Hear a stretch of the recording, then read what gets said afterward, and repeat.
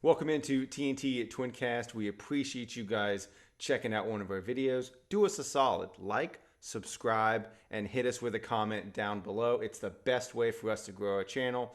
We appreciate you guys so much, and go Knowles.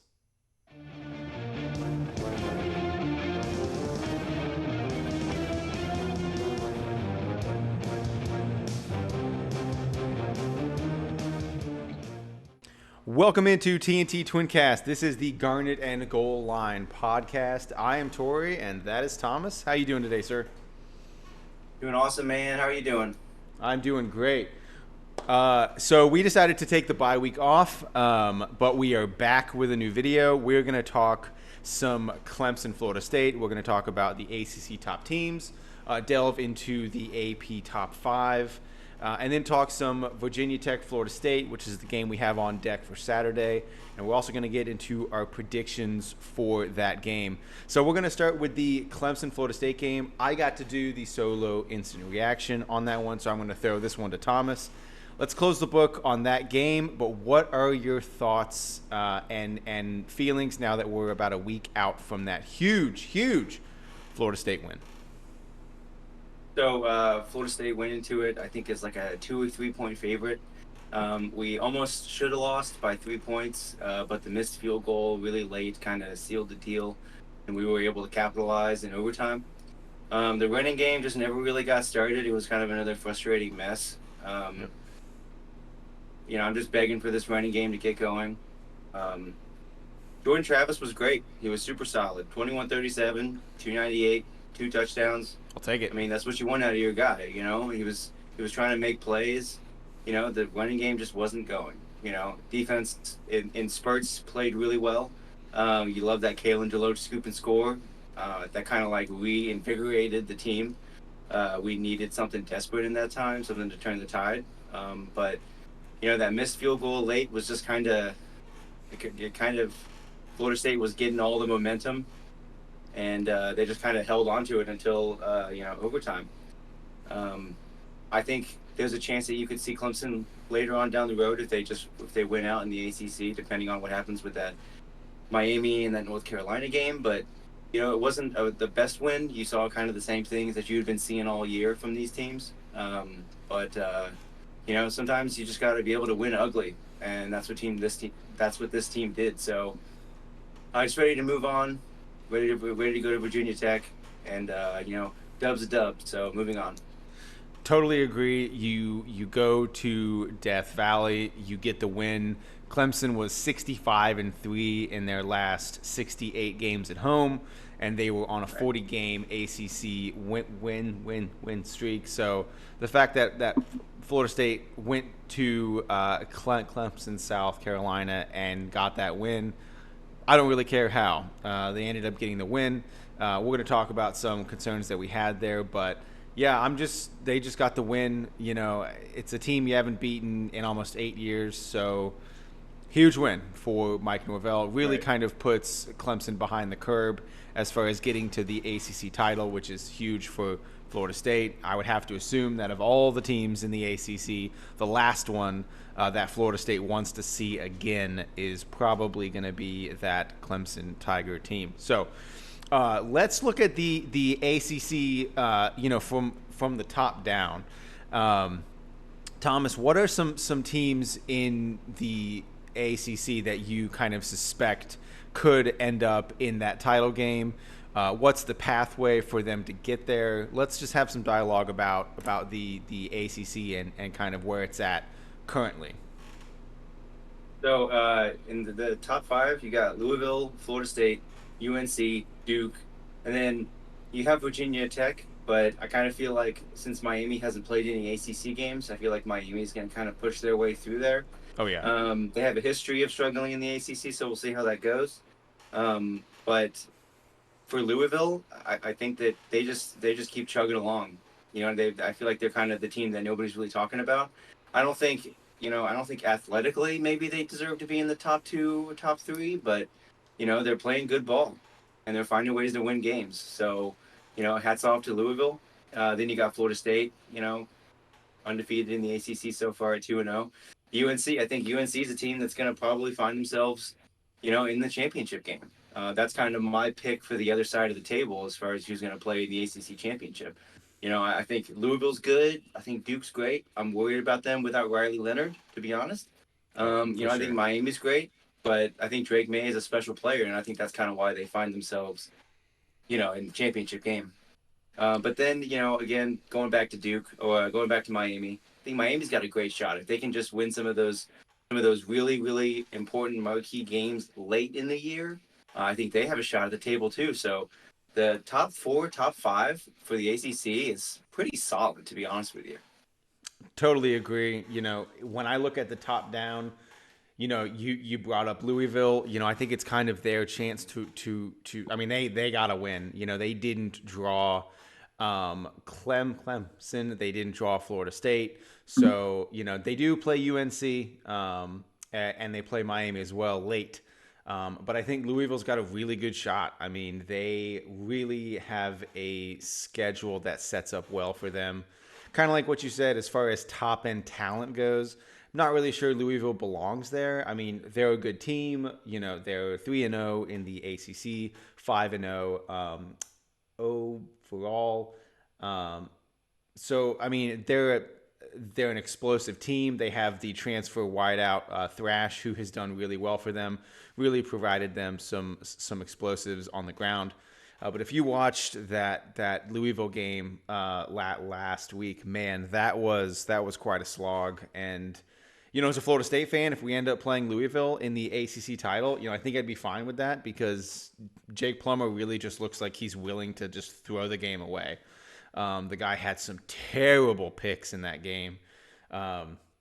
So if Florida I State would ends love, up, I would love to play Louisville in the ACC yeah, title. That would be 100%. awesome.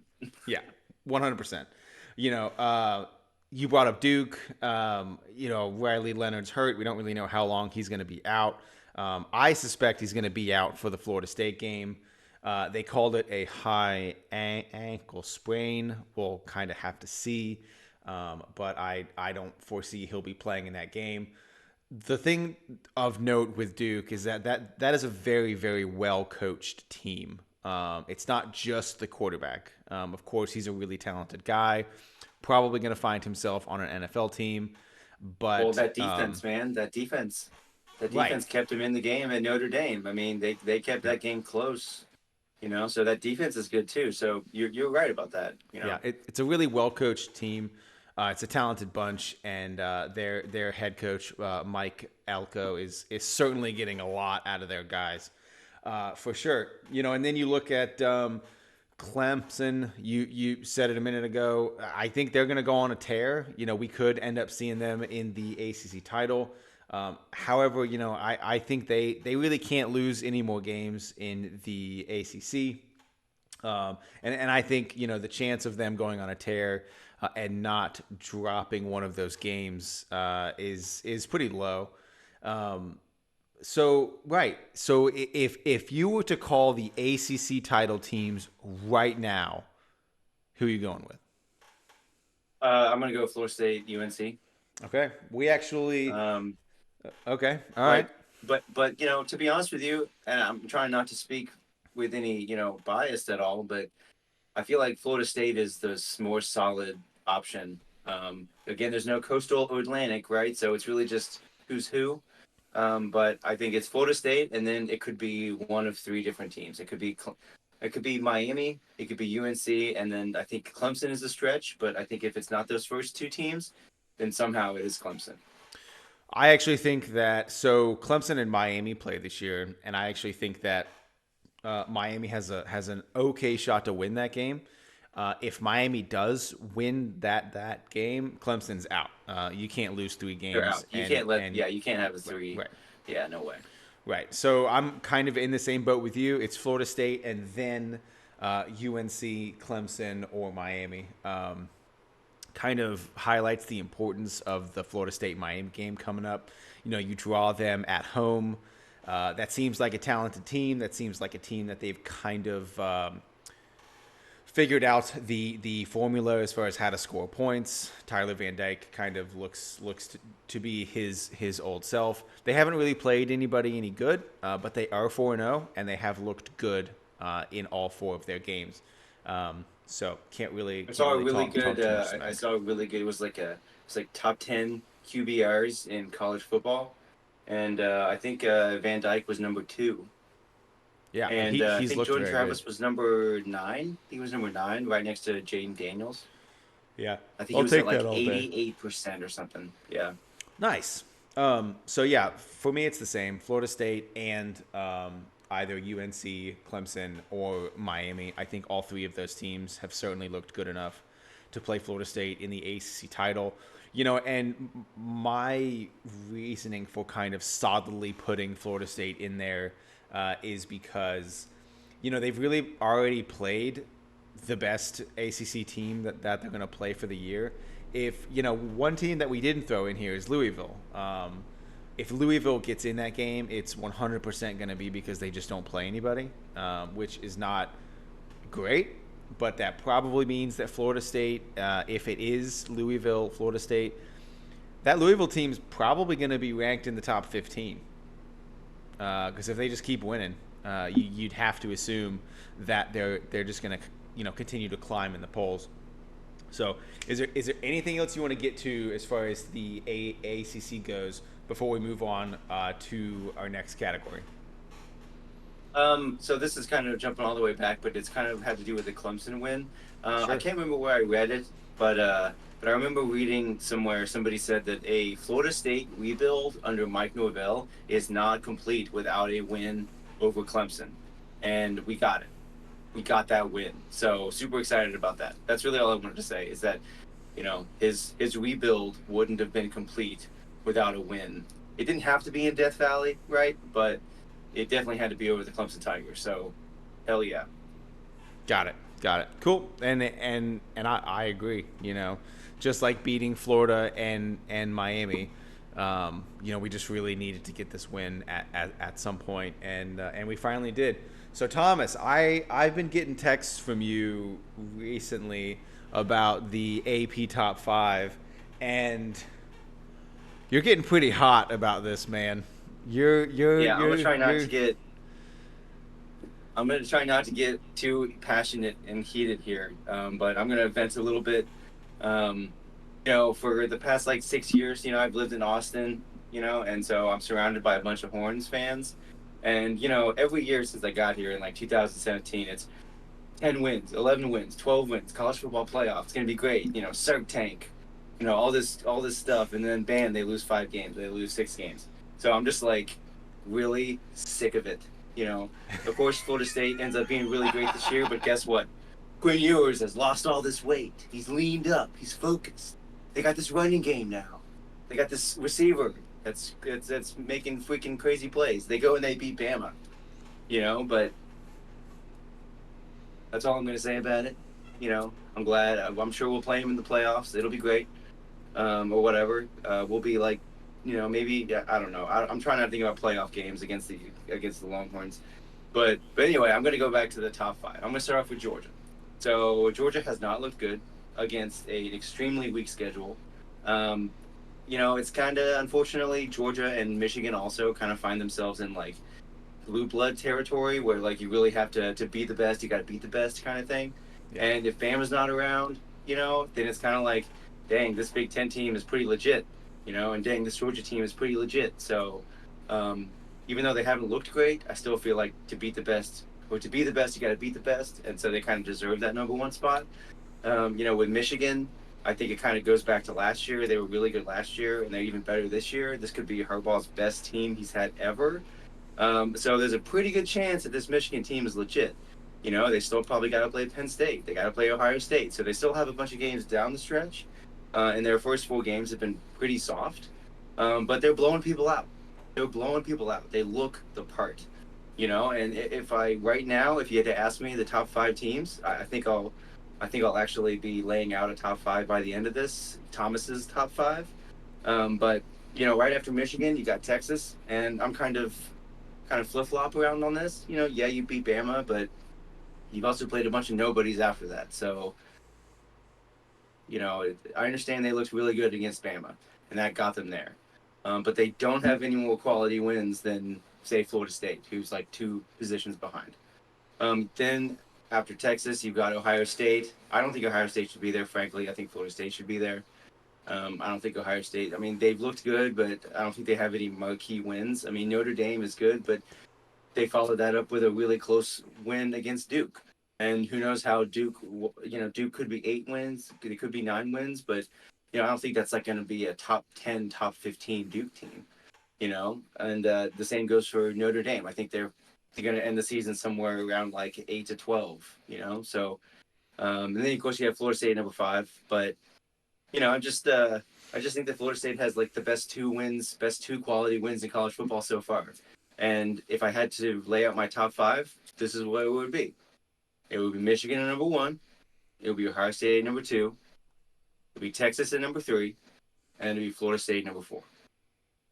That's my top 4, and you got Ohio State right after that. So that's my top 4, or that's my top 5. Um, Can you but can for you Florida State, so you put Michigan at 1, Georgia at 2, or Ohio State? You said Ohio State. no, not Ohio State. I'm sorry. If I said Ohio State, I meant Georgia. Georgia. Okay, that's what I I figured. think, I think Michigan is playing better football than Georgia is, and they're both not really playing anybody. So, I think Auburn is a good team, but I don't. I just think Michigan's looked better so far this year. Um, Sure. and then Florida State right now right now with Clemson being at what 3-2, or yeah, three. I think they're 3-2 now. With Clemson, that quality win doesn't really look like a quality win right now, but 4 or 5 weeks from now, the LSU, I still think the LSU, even though they lost to Ole Miss, I still think LSU is a good football team, and I think Oh, Clemson will look 100%. even better in 4, 5, 6 weeks. So you know that's what we know about those games, is that on the back end they are gonna be quality wins. So if Miami turns out to be a top 10 team, there's another ranked team on the back end of the schedule that we didn't really count on. I know I kind of got all into it after I gave out my top 5, but that's kind of where I'm at in the top 5. Got it. Got it. Um, I'm going to go ahead and rank my top 5. The two things that I'm going to take into consideration are who have you beaten, and how have you looked in all your games. And so my top 5, and snark if you want. Um, but I think that the most complete team right now, the team that has looked the best, the team that has a huge quality win, um, are the Texas Longhorns. You go to Bama, you Okay. win that game, you play a ranked Kansas team that hadn't lost. You made them look really bad. Sure, you had a close half against Wyoming, but that ended up not being close. I just think that they've looked the part, and I think they're going to have some challenges coming up. But I think as far as how they look right now, I think they look like the best team. So number 1, I'm going to put Texas.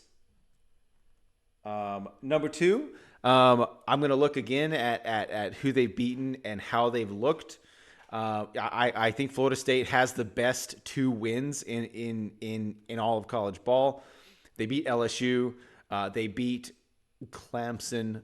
Neither of those were home games, even though you could say that the LSU game, since it was played in Florida, it could be a home game, but it was not played in Doak, so I'm not going to call it a home game. And to be honest with you, that's why that Longhorns win against Bama to me is so big, because it was Yeah. at Alabama. That's a huge deal. It's really hard to go to Alabama and get that win. So Florida State, I have at number 2. Number 3, I think probably Michigan. Michigan, I think, has looked pretty good. I don't think they've played anybody, but I think that they've looked really good in all of their games. They've been scoring a lot of points. Number 4, I'm going to have UGA. I just think from a talent standpoint, they need to get it figured out really soon because they remind me a lot of the 2014 Florida State team that screwed around all year until they played a team with a pulse in the playoffs and couldn't get anything going. And ended up getting embarrassed. So Brock Bowers is a great player and he's going to continue to be good for them. But when you play a team that knows what's going on, I think they're going to be able to shut down a tight end and force Carson Beck to do some creative things. And I just don't think he's the player for that right now. He could be down the line, but I just don't think he's that right now. And then 5, I'm going to have Ohio State. They've looked good at times. I think the Notre Dame win is big, but the point that you just made, we don't really know how big that Ohio State win, against Notre Dame. We don't really know what that means yet. Like you said, Notre Dame just had a close game against Duke. We don't really know what Duke is going to be yet. They did beat Clemson, but that game was really fluky and had a bunch of weird stuff going on. I don't really think that Duke is 21 points better than Clemson. So for me, it's going to be Texas at 1, Florida State at 2, Michigan at 3, Georgia at 4, and the Buckeyes at 5. What are your thoughts on that top 5, Thomas? Any notables, or are you ready to move on to Florida State's opponent here coming up on Saturday? So you said something about Texas earlier having like bigger challenges ahead. They really only have Oklahoma this week. If they can beat Oklahoma, I don't think any. I don't. It's kind of this a similar tale with Florida State, where the back half there's seemingly nothing there, except now it doesn't really look like that because Miami's playing so well. But back to Texas' schedule after this OU game, they really have nothing else going on. So if they can continue to play good football, Quinn Ewers can make plays, the running game can do its thing, there's a pretty good chance that they're in the college football playoff. Yeah, and I think that, and I sent you a text about this the other day. The Texas OU game from a year ago, Longhorn fans need to forget about that because that is not going to occur again. This game is going to be really close. It's going to be physical. OU has looked really good too.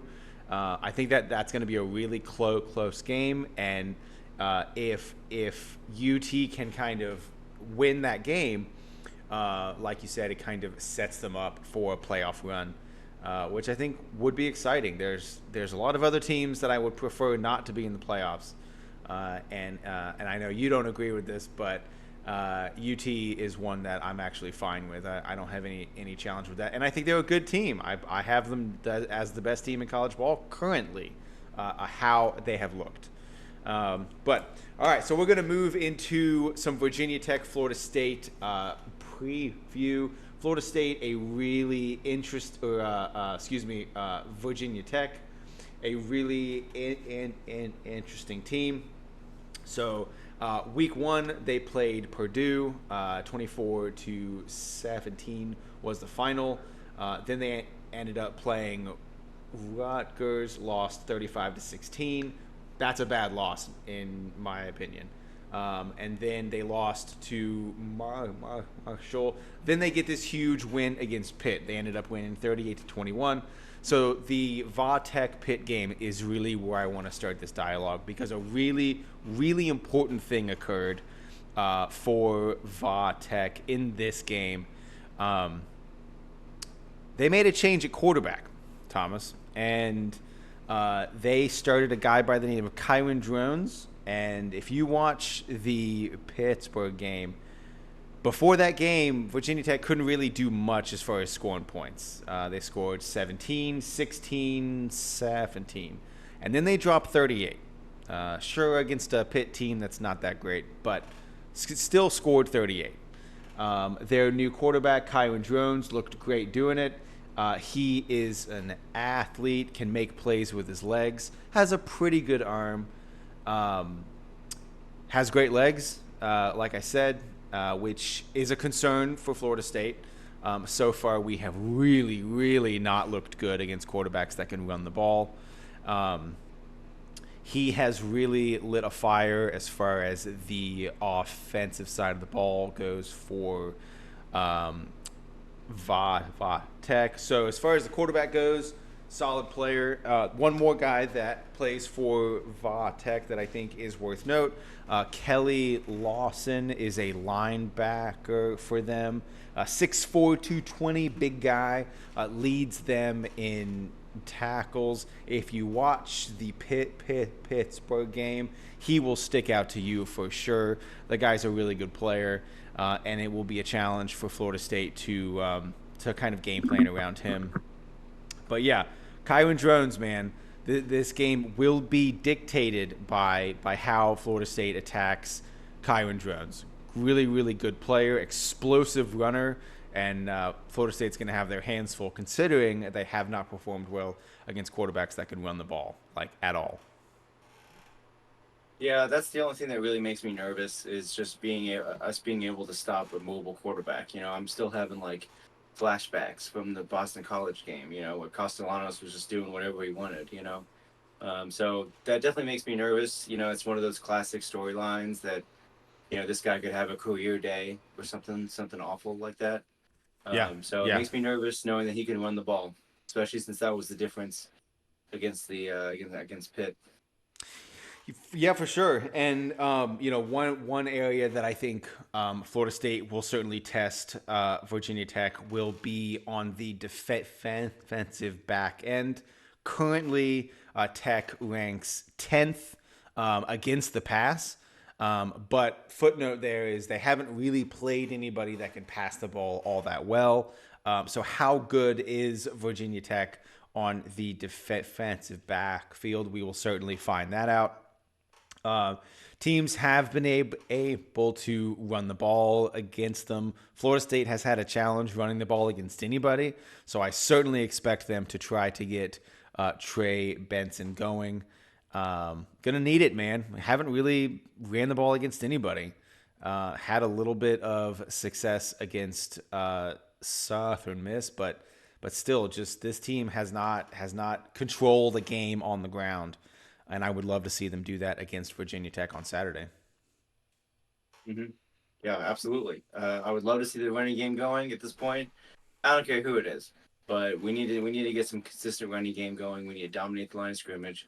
It's definitely if we want to get out to a quick start, put a couple scores on the board, and then maybe be able to kind of pivot.